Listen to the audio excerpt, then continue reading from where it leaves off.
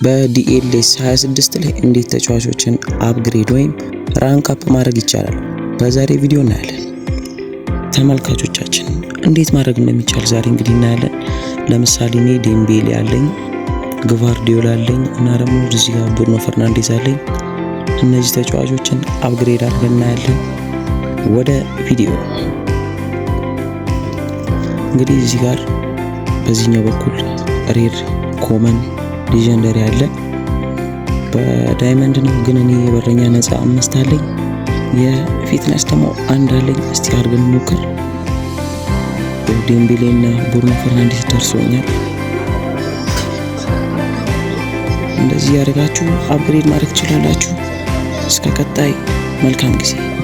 በዚሁም ቻናላችን አዲስ ስለሆነ ላይክ፣ ሰብስክራይብ ማድረግ እንዳትረሱ።